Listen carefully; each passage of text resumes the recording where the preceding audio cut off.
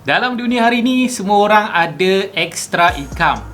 Kalau kita dah kerja, kita biasanya ada kerja part time ataupun kita ada bisnes part time. Jadi dalam video ni saya nak kongsikan macam mana anda boleh jadi seorang YouTuber secara part time, boleh menjana income yang lumayan ataupun hampir lumayan yang boleh bagi anda hidup yang lebih baik. Dan dalam video ni saya akan share macam mana step by step.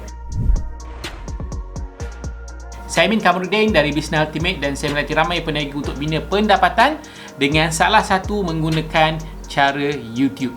Jadi ada 3 step yang saya akan kongsi dengan anda. Dan ini adalah pengalaman saya bila saya pun bermula dulu secara part time. Saya sudah ada career di industri oil and gas dan dalam masa yang sama saya pun seorang YouTuber dan dalam masa yang sama saya pun latih ramai YouTuber untuk bina side income menggunakan platform free YouTube ni.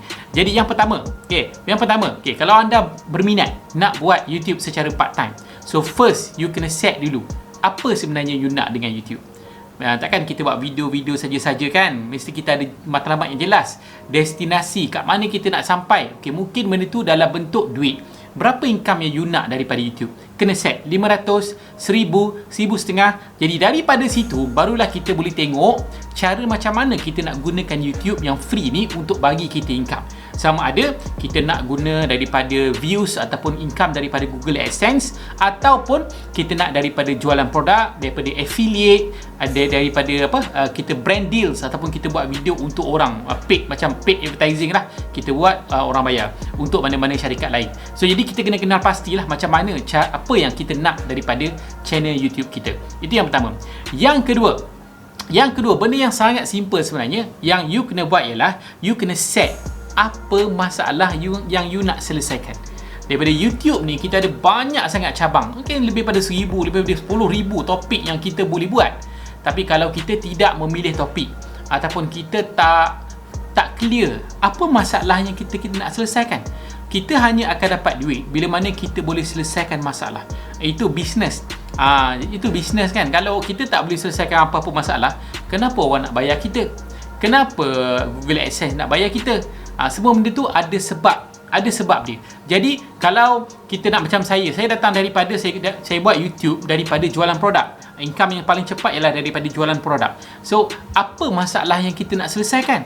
Masalah apa? Masalah kecantikan ke, kesihatan ke, ataupun masalah apa-apalah, servis kita nak repair aircon ke, nak mungkin ada jenis-jenis macam ejen hartanah, nak bantu educate orang yang nak beli rumah tu faham tentang macam mana nak beli rumah, loan dan sebagainya. So apa masalah yang you nak selesaikan sehingga you tetapkan apa masalah yang you nak selesaikan menggunakan channel you, maka you tak boleh nak buat duit sebab tak ada masalah yang kita boleh selesai. Okey, tu yang kedua. Yang ketiga, bila kita kerja 8 jam, mungkin kerja 12 jam, mungkin kita freelance kerja dekat mana-mana, itu adalah kita punya main source.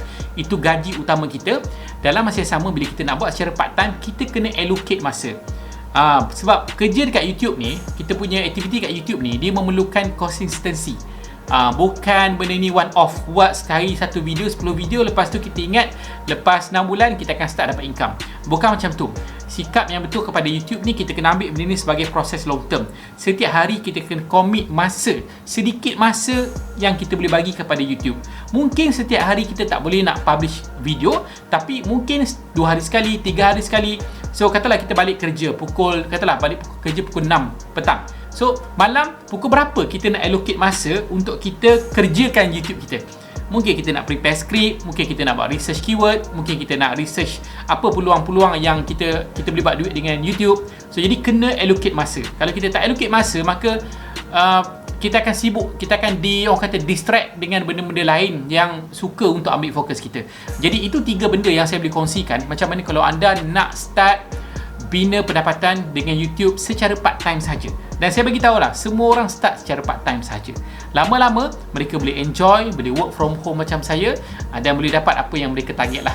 Jadi kalau anda berminat, mungkin nak tahu lebih lanjut tentang YouTube ni, apa yang anda boleh buat ialah anda boleh sign up ke program YouTube Rockstar. Okay, anda boleh dapatkan link di bawah. Saya akan ajar macam mana you nak set up you punya YouTube channel, you nak pilih topik, you nak apa aktiviti you nak buat, macam ni you nak sediakan channel you supaya bila orang masuk, orang rasa nak subscribe, orang rasa nak follow. Jadi itu saja, jumpa anda di video yang akan datang.